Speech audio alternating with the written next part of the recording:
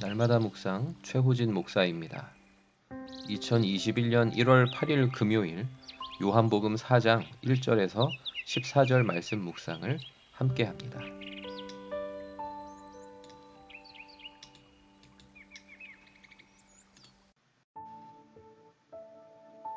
예수님이 제자를 삼고 세례를 베푸는데 세례 요한보다 더 많은 사람들에게 했다더라 라는 소문이 유대인 바리새파 사람들에게 전달됩니다. 실제로는 예수님이 아니라 제자들이 세례를 베푼 것이었지만 논란의 여지는 충분해서 예수님은 일단 이 상황을 모면하고자 유대를 떠나십니다. 그리고는 갈릴리를 향해 가는 길에 사마리아 지역, 그 중에 야곱의 우물로 유명한 수가라는 동네를 들르십니다. 제자들이 점심때가 되어 먹거리를 구하러 동네로 들어간 사이 예수님은 피곤하여 우물 곁에 앉아 쉬십니다. 정오 무렵인데 한 여인이 물을 기르러 우물에 옵니다. 예수님이 이 여인에게 물을 좀 달라고 하십니다. 먼 길 걸어와 쉬는 중에 때마침 우물물을 기르러 사람이 나왔기 때문에 곧 길어 올릴 물을 좀 나눠달라 라고 부탁하는 상황이니 이상할 것이 하나도 없습니다. 그런데 이 여인이 정색을 합니다.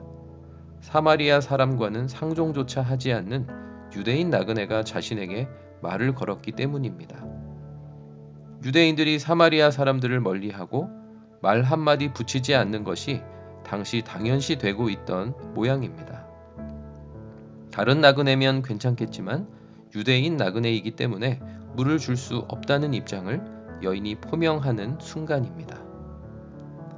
그런데 이 순간 예수님이 이 여인에게 자신을 몰라봤다고 답하십니다. 자신은 그냥 유대인 나그네가 아니라 하나님이 이 여인에게 선물, 즉 생수를 주기 위해 보낸 자라고 답하십니다. 자신에게 물을 달라던 유대인이 오히려 생수를 주겠다고 하니 난감합니다. 물 기를 도구도 없는 나그네가 이 깊은 우물물을 떠서 주겠다는 뜻인지 조상 야곱이 후손들에게 준 이 귀한 우물보다도 훨씬 더 좋은 우물물을 가져왔다는 뜻인지 헷갈립니다.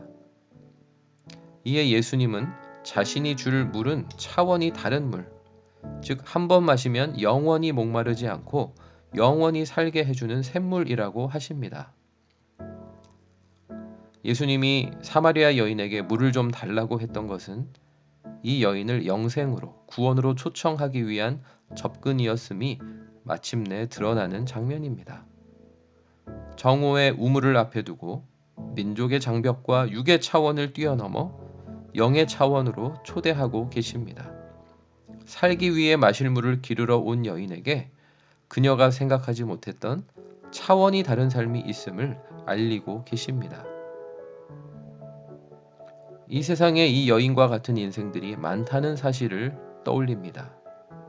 코로나19 감염 상황 제어를 위해 각종 영업시설의 문을 닫거나 영업 상황에 제한을 가하고 있어서 세계 곳곳에서 호소와 저항의 목소리가 끊이지 않고 있습니다. 하루 벌어 하루를 살아가던 자들에게 정말 막막한 상황들이 이어지고 있습니다. 모두가 생계 절벽에 내몰리고 있는 상황인 것만 같습니다. 그런데 예수님은 물 기르러 온 사마리아 여인에게 예수님이 주는 물을 마시면 영원히 목마르지 않을 거라 하셨습니다. 육신의 갈증을 해결하거나 육신의 건강과 생존을 위해 마시는 물보다 영적 갈증을 단 한 번에 제대로 해결하는 생수, 영생의 샘물을 예수님께 받아 마시는 것이 비교할 수 없이 중요하다고 하셨습니다. 생계가 막막하여 호소하며 절규하는 현 시대의 이웃들, 다양한 삶의 갈증을 해소하기 위해 끝없이 더 좋다고 소문난 각종 우물들을 찾아다니는 이 시대의 사람들에게 어떻게 이 예수님이 주시는 영생수를 소개할 수 있을지를 묵상해 봅니다.